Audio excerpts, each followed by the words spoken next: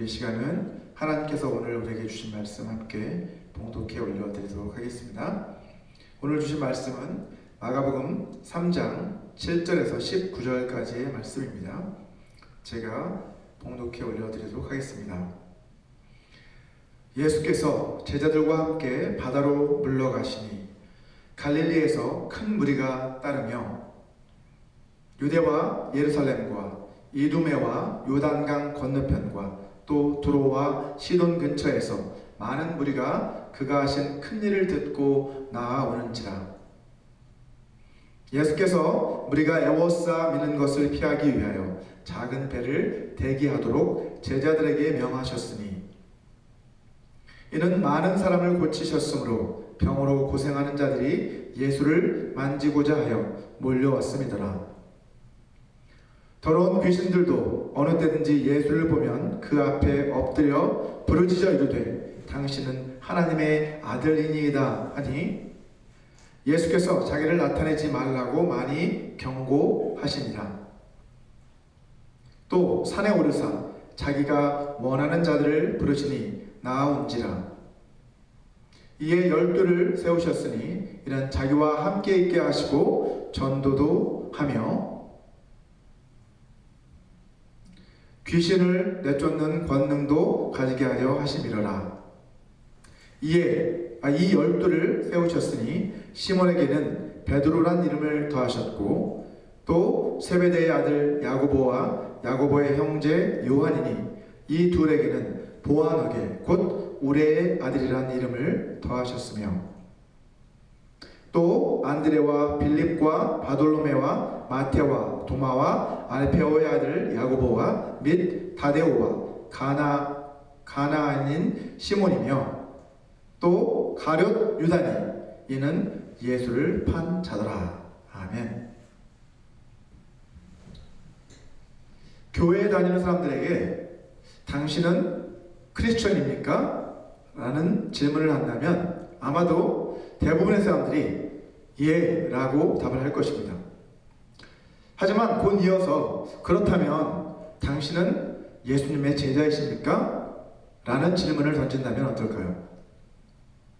이 질문에 주저하지 않고 예 그렇습니다 라고 대답할 수 있는 사람들은 얼마나 될까요? 아마도 그리 많지 않을 것입니다. 사실 진정한 의미에서의 크리스천이라고 한다면 당신은 예수님의 제자입니까? 라는 이 두 번째 질문에도 자신있게 예 그렇습니다 라고 우리는 답을 할 수 있어야만 합니다. 하지만 현실은 그렇지가 못합니다. 2011년에 처음 출간이 돼서 큰 관심을 불러일으켰던 기독교 서적 가운데서 카일 아이들먼이라는 분이 저술한 팬인가 아니면 제자인가, 영어로는 Not a Fan 이라고 하는 그런 책이 있었습니다. 이 책의 저자인 카일 목사님은 이 책을 통해서 오늘날 교회 안에 예수님의 팬들은 참 많지만 예수님의 제자는 찾아보기가 힘들다라고 그렇게 말씀하십니다. 자, 이러한 현상은 예수님 당시에도 마찬가지였습니다. 예수님을 따르는 사람들은 크게 두 부류로 나눌 수 있었습니다. 첫 번째 그룹은 무리라고 불리는 그룹이고 두 번째 그룹은 제자들이라고 불리는 그룹이었습니다. 오늘 말씀을 통해서 우리 자신은 이 두 그룹 가운데 어디에 속해 있는지를 스스로 점검해보는 시간을 갖고 또 예수님의 제자로서의 삶을 살아가기로 결단하는 그러한 시간이 되었으면 좋겠습니다. 지난주에는 예수님께서 안식일에 어느 회당에서 한 병자를 고쳐주신 일로 인해서 예수님과 바리새인들 사이에 논쟁이 벌어졌던 그 사건에 대해서 여러분과 함께 살펴보았습니다. 마가복음 3장 6절에서 말씀하고 있는 것처럼 이 사건이 있고 난 직후에 바리새인들은 헤롯 왕과 함께 예수님을 죽이고자 하는 그런 음모를 꾸미려고 곧바로 나아갑니다. 자, 이 때문에 예수님께서는 그 즉시 그곳을 떠나셔서 제자들과 함께 갈릴리 해변으로 물러가십니다. 오늘 본문 7절 말씀이죠. 예수께서 제자들과 함께 바다로 물러가시니 갈릴리에서 큰 무리가 따랐다라고 말씀하고 있습니다. 자, 여기서 바다란, 전에도 말씀드렸다시피 갈릴리 호수를 말하는 것이죠. 주님께서 이 갈릴리 해안으로 피신해 가셨을 때 여전히 그곳에서도 큰 무리가 그분을 따르기 시작하는 것을 볼 수 있습니다. 다음 절인 8절에서 말씀하고 있는 것처럼 큰 무리는 유대와 예루살렘, 그리고 유대 남쪽 지역인 이두메와 요단강 건너편, 그리고 두로와 시돈 해안가의 그 도시들이죠. 그 근처에서까지 사방에서 예수님에 관한 소문을 듣고 찾아온 수많은 사람들이었습니다. 자, 본문 9절을 한번 보시면 그 인기가 얼마나 대단했던지 예수님께서는 사람들이 에워싸서 미는 것을 피하시기 위해서 제자들에게 미리 작은 배를 준비하라고 명령하시는 것을 볼 수 있습니다. 자, 그 이유는 본문 10절에 나와 있죠. 주님께서 그렇게 명령하신 이유는 이는 병고침을 받기 위해 찾아와 예수님을 만지려고 하는 그 사람들이 끊임없이 몰려들었기 때문이라고 그 이유를 설명하고 있습니다. 자, 그래서 작은 배를 미리 준비해서 그 배를 타고 빠져나가시려고 했던 것이죠. 예수님이 가시는 곳이면 어떻게 알았는지 어김없이 사람들이 구름대처럼 몰려들었습니다. 이 사람들은 예수님이 병자들을 고쳐주시고 또 귀신을 내어쫓는 그런 기적을 행하실 때마다 그것에 열광했던 그런 예수님의 팬들이었습니다. 요즘 연예계 인기 스타들이 몰려드는 그 팬들을 피하기 위해서 전용 헬기를 동원해서 또 이렇게 이동하는 그런 광경을 이렇게 볼 수 있는 것처럼 예수님도 지금 인파를 피해서 빠져나갈 수 있도록 제자들에게 작은 배를 미리 준비해 놓게 하신 것이죠. 자, 이처럼 대중의 관점에서 예수님을 슈퍼스타로 묘사한 유명한 락 뮤지컬이 있는데 그것이 바로 Jesus Christ Superstar라고 하는 그러한 작품입니다. 이 작품은 아주 많은 인기가 있었는데 이 작품은 예수님의 그 생애 마지막 7일간을 소재로 하고 있는 작품인데요. 예수님을 신이 아닌 철저한 인간으로 묘사를 하고 있습니다. 또한 가룟 유다를 미워하는 그러한 작품으로 이 작품은 성경의 진리를 아주 심각하게 왜곡시키고 있는 작품이라고 할 수 있습니다. 이처럼 예수님을 슈퍼스타로 이해하는 사람들은 자신들을 예수님의 팬으로 생각하기 마련입니다. 여러분, 팬들은 스타가 잘 나가면 열광하죠. 거기에 열광하잖아요. 그러면서 막 그 스타를 쫓아다니기도 하고 따라다닙니다. 하지만 인기가 떨어지면 어떻습니까? 언제 그랬냐는 듯이 하루아침에 등을 돌리고 떠나버리는 사람들이 바로 팬들이죠. 자, 팬들은 스타들의 패션을 따라하고 또 스타들이 말을 하고 또 행동하는 그 모습을 지켜보고 그대로 따라하는 그런 사람들입니다. 스타들의 공연에 또 열광적으로 환호하는 그런 사람들이지만 정작 스타들의 마음속 깊은 고민을 함께 나누지는 못하고 또 스타들과 함께 살아가지 못하는 그러한 존재가 바로 팬들이잖아요. 다만 멀리서 바라볼 수밖에 없는 존재들, 그 사람들이 바로 팬들입니다. 그러나 예수님은 어떻습니까, 여러분? 이러한 연예계 스타들과는 전혀 다른 그러한 삶을 사셨습니다. 오늘 본문 11절과 12절 말씀을 같이 한번 보시면 더러운 귀신들도 어느 때든지 예수를 보면 그 앞에 엎드려 부르짖어 이르되 당신은 하나님의 아들이니이다 하니 예수께서 자기를 나타내지 말라고 많이 경고하시니라 라고 말씀하고 있습니다. 자, 연예계 스타들은 사람들의 인기로 먹고 사는 사람들이기 때문입니다. 그래서 어떻게 보면 자기를 드러내기를 원하는 것이죠, 계속. 하지만 우리 주님께서는 오히려 사람들의 인기를 얻기 위해서 사역하지 않으셨습니다. 오히려 사람들에게 인기 얻는 것을 경계하셨어요. 마가복음 3장 11절과 12절 말씀이 이를 증거하고 있습니다. 귀신들이 주님의 정체를 알아보고 알아서 하나님의 아들이라고 홍보를 해주면 사람들에게 더 많은 인기를 얻을 수 있을 텐데 오히려 주님께서는 귀신들을 꾸짖어서 그렇게 하지 못하셨죠. 자, 예수님 주변에는 항상 수많은 무리가 따라다녔습니다. 하지만 주님께서는 팬이 아니라 제자를 원하셨습니다. 오늘 본문 13절 말씀을 같이 한번 읽어보도록 하겠습니다. 또 산에 오르사 자기가 원하는 자들을 부르시니 나아온지라 라고 말씀하고 있는 것을 볼 수 있습니다. 자, 제자란 주님께서 원하시는 자들, 주님께서 원하셔서 친히 부르신 그 사람들이 바로 제자라는 거죠. 여러분, 팬들은 자신들이 원하고 자기 스스로 원하고 자신들이 좋아하는 그 스타를 선택합니다. 하지만 주님의 제자가 되는 것은 우리가 선택하는 것이 아니라 주님께서 우리를 택하시는 것이라는 거죠. 또한 주님은 그 택하신 자들을 부르십니다. 오늘 본문 16절부터 19절까지의 말씀을 보시면 주님께서 택하시고 부르신 12명의 제자들의 이름이 기록되어 있습니다. 먼저 시몬, 베드로와 세베대의 아들 야고보와 요한, 이 세 사람은 예수님께서 갈릴리 사역을 시작하시면서 가장 먼저 부르셨던 제자들입니다. 여러분, 다른 제자들과는 달리 예수님께서 시몬에게 베드로라는 그런 이름을 더해주시고 또 야고보와 요한에게는 우리의 아들이라는 이름을 더하신 것은 그만큼 주님께서 그들을 많이 아끼셨다는 것을 보여줍니다. 본문 16절, 17절에 기록이 되어 있죠. 자, 이처럼 베드로와 야고보와 요한은 예수님의 12제자들 가운데서도 가장 핵심 그룹에 속해 있는 사람들이었습니다. 자, 다음 본문 18절을 한번 보시면 18절 말씀. 자, 그 외에도 세리였던 마태와 열심당원 시몬이 눈에 띄고 있습니다. 12제자들의 명단을 통해서 우리가 확인할 수 있는 것처럼 예수님께서 택하신 제자들은 당대의 엘리트들이 아니었습니다.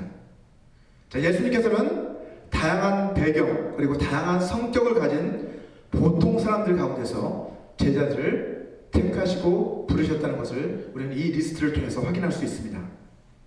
자, 무엇보다도 놀라운 사실은 본문 19절을 한번 보시면 예수님께서 친히 택하신 그 12명의 제자 명단에 예수님 자신을 배반하게 될 가룟 유다가 거기에 포함되어 있다는 것입니다. 본문 19절에 또 가룟 유다니 이는 예수를 판 자더라 라고 분명하게 기록을 하고 있습니다. 예수님이 택하신 이 12제자는 탁월한 능력을 갖춘 멤버들로 이루어진 드림팀이 결코 아니었습니다.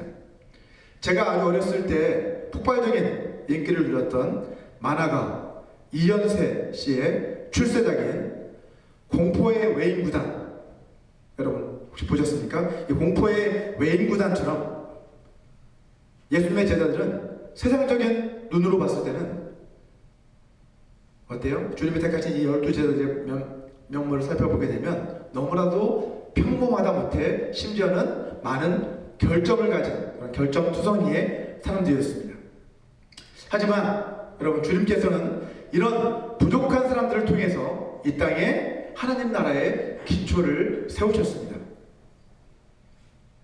제자들은요, 자격을 갖추었고 또 잘났기 때문에 주님의 선택을 받은 것이 아니라 비록 부족하고 흠이 많았지만 예수님께서는 그들을 통해서 하나님의 온전하심을 세상 가운데 드러내시기 위해서 그들을 택하시고 부르신 것입니다. 자, 이러한 사실을 통해서 우리가 깨닫게 된 것은 무엇입니까, 여러분? 우리와 같이 자격 없고 부족한 그런 사람들도 주님의 제자가 될 수 있다는 그런 소망을 우리는 여기에서 발견하게 됩니다. 자, 그렇다면 예수님께서 12제자를 따로 택하여 세우신 그 목적은 무엇이었을까요? 그 목적은 오늘 본문 14절과 15절 말씀에 잘 나와 있습니다. 우리 같이 한번 읽어볼까요? 이에 12를 세우셨으니 이는 자기와 함께 있게 하시고 또 보내사 전도도 하며 귀신을 내쫓는 권능도 가지게 하려 하심이더라 라고 기록하고 있습니다. 여러분, 주님께서는 12제자를 택하여 세우신 목적에 대해서 분명히 말씀해 주셨어요. 세 가지로 말씀해 주셨죠. 자, 첫 번째는 뭡니까? 예수님께서 12제자를 세우신 첫 번째 목적은 자기와 함께 있게 하시기 위함이었습니다. 자, 12제자는 늘 예수님의 곁을 지켰습니다. 물론 나중에 다 도망쳤지만요. 자, 이 땅에서 예수님을 따르는 동안 그 제자들에게도 돌봐줘야 될 가족들과 친척들이 있었지만 그들에게 있어서 최고의 우선순위는 항상 주님을 섬기고 따르는 그 일이었습니다. 마가복음 10장 28절에서 베드로는 주님께 이런 고백을 합니다. 베드로가 여짜와 이르되 보소서 우리가 모든 것을 버리고 주를 따랐나이다. 자, 베드로는 제가 모든 것을 버리고 주를 따랐습니다 라고 하지 않고 우리가 모든 것을 버리고 주를 따랐습니다 라고 그렇게 고백을 하고 있어요. 다시 말해서 베드로 자신뿐만 아니라 그와 함께한 모든 제자들도 모든 것을 다 버리고 주님을 따랐다는 그러한 고백입니다. 자, 이 고백을 들으시고 나서 주님께서는 이렇게 말씀하시죠. 마가복음 10장 29절과 30절을 보시면 이렇게 말씀합니다. 예수께서 이르시되 내가 진실로 너희에게 이르노니 나와 복음을 위하여 집이나 형제나 자매나 어머니나 아버지나 자식이나 전토를 벌인 자는 30절 현세에 있어 집과 형제와 자매와 어머니와 자식과 전토를 100배나 받되 박해를 경험하여 받고 내세에 영생을 받지 못할 자가 없느니라 라고 이렇게 말씀하십니다. 자, 여기에서 근데 우리가 가족을 버린다는 그 말의 의미는 가족과의 관계를 완전히 끊어버리고 가족을 내팽개쳐야 된다라는 뜻이 결코 아닙니다. 이것은 예수님과의 관계를 어디에 놓으라는 거예요? 최우선순위에 놓으라는 얘기예요. 그리고 예수님을 따르는 그 일을 최우선순위로 삼아야 한다라는 그런 의미를 담고 있습니다. 마태복음 10장 37절 말씀도 같이 한번 읽어보도록 하겠습니다. 아버지나 어머니를 나보다 더 사랑하는 자는 내게 합당하지 아니하고 아들이나 딸을 나보다 더 사랑하는 자도 내게 합당하지 아니하다라고 주님은 말씀하십니다. 주님의 제자는 주님을 가장 사랑하는 사람입니다. 그 누구보다도 주님을 사랑하는 사람, 그 사람들이 바로 주님의 제자들입니다. 만약 주님보다 더 사랑하는 무엇이 우리 가운데 있다면 우리는 아직 주님의 진정한 제자가 되지 못한 것이죠. 주님께서 아버지나 어머니를 나보다 더 사랑하는 자는 내게 합당하지 않다라고 말씀하신 그 이유는 주님을 진정으로 사랑하지 않고서는요, 아버지나 어머니를 우리가 진정으로 사랑할 수 없고 공경할 수 없고 또 주님을 진정으로 사랑하지 않고는 우리 형제 자매를 진정으로 사랑할 수 없기 때문입니다. 주님을 믿고 거듭난 사람만이 진정한 사랑을 깨닫게 되고 또 그러한 진정한 사랑을 행할 수 있기 때문에 우리는 먼저 가족보다 주님을 더 사랑하는 일이 우리의 삶 가운데 우선되어야 한다는 것이죠. 주님의 제자는 주님과 늘 동행하는 삶을 사랑하는 사람입니다. 그래서 주님께서 부르시는 나와 함께 주님과 함께 있게 하시려고 주님과 늘 동행하는 삶을 살게 하시려고 주님은 우리를 제자로 부르십니다. 어떻게 하면 주님과 늘 동행하는 삶을 살 수 있을까요? 주님께서는 지금 우리 믿는 사람들 안에 성령으로 함께 하고 계십니다. 따라서 주님과 동행하는 삶이란 바꿔 말하면 성령의 인도하심을 따라 사는 삶이라고 할 수 있습니다. 성령님은 우리 안에 오셔서 주님께서 우리에게 하셨던 그 말씀들을 생각나게 해주시고 깨닫게 해주시고 그를 통해 하나님의 뜻을 깨닫고 순종하게 하시는 분이 바로 성령님이시기 때문이죠. 결국 성령님의 인도하심을 따라서 사는 삶이란 다시 말하면 그 성령님의 깨닫게 하심에 순종하는 삶을 살아가는 것을 말하고 있습니다. 우리가 주님의 말씀에 순종하는 삶을 살게 될 때 그를 통해서 우리는 저 사람은 하나님과 또 주님과 동행하는 삶을 살고 있구나 라는 것을 알 수 있게 되는 것입니다. 자, 예수님께서 12제자를 세우신 두 번째 목적은 무엇입니까? 복음 전파의 사명을 맡기기 위함이었습니다. 자, 마가복음 16장 15절을 보시면 주님께서는 너희는 온 천하에 다니며 만민에게 복음을 전파하라 라고 명령을 하십니다. 자, 여기에서 너희란 문맥상 11제자를 가리킵니다. 하지만 궁극적으로 살펴보게 되면 이것은 주님을 따르는 모든 제자들을 다 포함한다고 할 수 있습니다. 여러분, 복음 전파의 사명은 11제자에게만 맡긴 것이 아닙니다. 주님께서는 제자로 부르신 우리 모두에게 복음 전파의 사명을 주신 것입니다. 사도행전 4장을 보시면 베드로와 요한이 성전 미문에 앉아 구걸하던 사람을 고쳐진 그 일로 인해서 감옥에 갇히게 되고, 그리고 나서 얼마 뒤에 풀려나게 됐을 때 온 교회가 함께 그들을 위해 기도하자 무리가 다 성령의 충만을 받아서 담대히 하나님의 말씀을 전하는 그런 모습을 볼 수 있습니다. 사도행전 4장 31절 말씀이죠. 빌기를 다음에 모인 것이 진동하더니 무리가 다 성령이 충만하여 담대히 하나님의 말씀을 전하니라 라고 기록하고 있습니다. 어떤 분들은 여기서의 무리는 사도들을 말한다 라고 보는 분들도 있지만, 또 어떤 분들은 여기서의 무리는 사도들을 포함한 믿는 사람들의 무리다 라고 그렇게 또 해석을 하기도 합니다. 저는 후자 쪽입니다. 여기서의 무리는 사도들뿐만 아니라 함께 그를 위해 기도하고 중보했던 모든 믿는 사람들의 무리라고 저는 생각합니다. 물론 복음 전파에 있어서 사도들이 주도적인 역할을 한 것은 분명한 사실이지만 사도들만이 복음을 전한 것은 결코 아니었습니다. 자, 스데반은, 여러분 스데반 잘 아시잖아요. 순교한 스데반은 사도가 아니었습니다. 집사였죠. 담대하게 그는 복음을 전하다가 돌에 맞아 순교를 했습니다. 빌립이라는 사람도 역시 사도가 아니었지만 그도 여러 성을 돌아다니면서 열심히 복음을 전했습니다. 그래서 그를 전도자 빌립이라고 부르게 되었죠.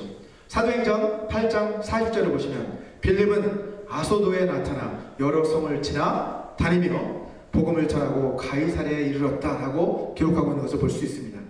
자, 뿐만 아니라 사도행전 11장 19절을 한번 보시면, 여러분 스데반이 순교하고 난 그 사건, 그 이후에 대대적으로 기독교에 대한 박해가 일어나는데, 자, 그로 인해서 이제 믿는 사람들이 곳곳으로 다 흩어지게 됩니다. 자, 그런데 뭐라고 기록합니까? 그때에 스데반의 일로 일어난 환란으로 말미암아 흩어진 자들이 베니게와 구브로와 안디옥까지 이르러 유대인에게만 말씀을 전했다라고 그렇게 기록을 하고 있습니다. 자, 여기서 흩어진 사람들은 사도들만이 아니죠. 믿는 사람들이 다 흩어졌어요. 근데 그들이 어떤 일을 해요? 곳곳에 흩어져서 말씀을 전했다라는 것을 간접적으로 확인할 수가 있습니다. 하지만 여러분, 복음 전파의 사명은 우리 자신의 힘과 지혜와 능력만으로는 결코 감당할 수 없는 일입니다. 그래서 주님께서는 제자들에게 어떤 명령을 주셨냐면, 너희는 예루살렘을 떠나지 말고 아버지께서 약속하신 그 성령을 받기까지 기다려라 라고 말씀하신 것입니다. 사도행전 1장 4절 말씀이죠. 사도와 함께 모이사 그들에게 분부하여 이르시되 예루살렘을 떠나지 말고 내게서 들은 바 아버지께서 약속하신 것을 기다리라 라고 주님은 말씀하셨습니다. 왜냐하면 성령이 그들 가운데 임하셔야만 그들이 비로소 복음 전파의 사명을 감당할 수 있는 능력, 그 권능을 그들이 받을 수 있기 때문입니다. 사도행전 1장 8절 말씀을 보시면 이렇게 말씀합니다. 같이 읽어볼까요? 시작. 오직 성령이 너희에게 임하시면 너희가 권능을 받고 예루살렘과 온 유대와 사마리아와 땅 끝까지 이르러 내 증인이 되리라 하시니라. 아멘. 성령이 임하셔야만 우리에게 권능이 주어지고, 그 권능이 있어야만 우리가 땅 끝까지 이르러 주님의 증인의 역할을 감당할 수 있다라고 말씀하고 계십니다. 여러분, 예수님의 제자라고 한다면 바울이 디모데후서 4장 2절에서 우리에게 권면하고 있는 것처럼 때를 얻든지 못 얻든지 우리는 항상 복음 전파에 힘쓰는 그러한 삶을 살아야만 합니다. 왜냐하면 주님께서 우리를 제자로 부르신 목적이 바로 그것이기 때문입니다. 자, 예수님께서 12 제자를 세우신 세 번째 목적, 그 목적은 세 번째 목적 넘겨주세요. 세 번째 목적은 성령의 권능을 주시기 위함이었습니다. 자, 예수님께서는 성령을 힘입어 가시는 곳마다 더러운 귀신들을 쫓아내심으로써 하나님 나라가 이곳에 도래했다라는 것을 보여주셨습니다. 마태복음 12장 28절 말씀입니다. 그러나 내가 하나님의 성령을 힘입어 귀신을 쫓아내는 것이면 하나님의 나라가 이미 너희에게 임하였느니라. 자, 성령의 능력을 힘입어 예수님이 귀신을 쫓아내는 그 일들은 하나님의 나라가 이미 임하였다는 것을 보여주는 표적, 증거였다는 것이죠. 자, 이처럼 예수님께서는 친히 귀신을 쫓아내셨습니다. 하지만 거기서 멈추시지 않고 예수님 자신뿐만 아니라 제자들에게도, 주님을 따르는 제자들에게도 귀신을 내어쫓는 권능을 그들에게 주셨습니다. 마가복음 6장 7절을 한번 보시면 예수님은 12 제자들을 둘씩 짝을 지어서 각 동네로 파송하시면서 복음을 전하게 하십니다. 자, 그러면서 그들에게 무엇을 주셨어요? 더러운 귀신을 제어하는 권능을 주셨다라고 말씀하고 있습니다.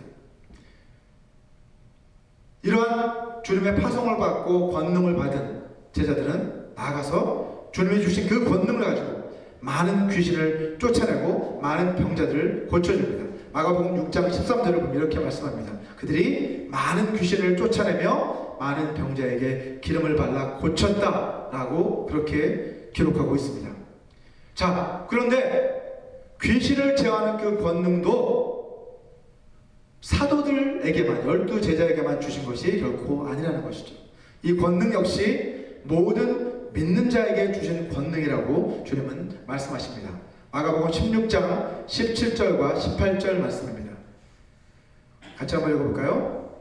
믿는 자들에게는 이런 표적이 따르리니 곧 그들이 내 이름으로 귀신을 쫓아내며 새 방언을 말하며 뱀을 집어 올리며 무슨 독을 마실지라도 해를 받지 아니하며 병든 사람에게 손을 얹은즉 나으리라 하시더라. 아멘.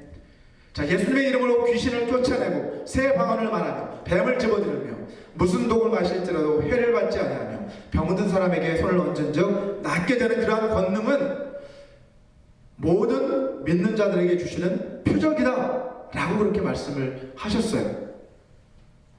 근데 우리는 이 말씀을 오해해서는 안 됩니다. 이 말씀은 모든 믿는 자들에게 이런 능력이 생길 것이다 라고 말씀하시지 않았고 뭐라고요? 이것은 믿는 자들에게 주시는 표적이다 라고 말씀하고 있다는 것을 우리는 주목해야 됩니다. 표적이라는 거예요. 이것들은 믿는 자들이 어떤 표적이냐면 복음을 전파할 때, 예수님의 복음을 전할 때 성령의 능력이 그들을 통해 나타나게 될 것이다 라는 말씀이지, 너희들이 능력자가 될 거야 이렇게 말씀하신 것이 결코 아니라는 거예요. 너희가 성령의 도구가 되어서 이러한 놀라운 표적들을 드러내는 도구가 될 거야 라고 말씀하시는 거예요. 실제로 여러분, 오늘날 선교 현장 곳곳에서 이러한 표적들이 실제로 나타나는 것을 우리는 확인할 수 있습니다. 하지만 모든 믿는 자들이 다 지금 그런 표적을 행하는 건 아니잖아요. 그죠? 중요한 것은 이것은 복음 전파를 위해 하나님께서 나타내 주시는 표적이라는 것입니다. 우리는 이러한 권세와 능력이 우리에게서 나오는 것이 아니라 주님께서 성령을 통해 우리에게 베풀어 주시는 것이다라는 것을 우리는 결코 잊어서는 안 됩니다. 그래서 또 신의 은사를 받고 귀신을 내어쫓는 권능을 행하고 한다 할지라도 그것은 나의 능력이 아니다 라는 것을 우리 잊지 말아야 합니다. 스스로 마음이 높아져서는 안 되겠죠. 항상 나를 통해서 나를 써주시는구나, 나를 통해 하나님의 성령의 능력이 나타나게 되는구나 라고 감사해야지 스스로 마음이 높아져서는 결코 안 됩니다. 자, 예수님에 대한 소문을 듣고 찾아온 무리도 주님을 따르는 자들입니다. 그리고 예수님의 택하심과 부르심을 받은 제자들 역시 주님을 따르는 사람들입니다. 하지만 두 그룹의 성격은 완전히 다릅니다. 여러분, 무리는 자신들이 더 이상 얻을 것이 없다고 생각되면 언제든지 버리고 떠날 수 있는 그런 사람들이지만, 제자들은 주님이 가시는 그 길을 끝까지 따라가는 사람들이 바로 제자들입니다. 여러분, 무리는 예수님의 자신들을 위해 무언가를 해주기를 기대하며 주님을 쫓아다니는 사람들이지만, 제자들은 예수님을 위해 무언가를 하도록 부르심을 받은 사람들이 바로 제자들입니다. 여러분, 무리는 예수님이 행하시는 그 권능과 표적을 구경하기 위해서 찾아온 사람들이지만, 제자들은 예수님이 주시는 그 권능을 받아 하나님 나라의 복음을 선포하라고 보내심을 받은 사람들이 바로 제자들입니다. 여러분은 무리 가운데 속해 계십니까? 아니면 제자들 가운데 속해 계십니까? 저와 여러분 모두가 날마다 주님과 동행하면서 성령의 권능을 가지고 주님께서 우리에게 맡겨주신 복음 전파의 사명을 감당하는 제자로서의 삶을 살아가게 되시기를 주님의 이름으로 축원합니다. 이 시간 오늘 주신 이 메시지를 생각하시면서 잠시 눈을 감고 기도하는 시간을 갖기 원합니다.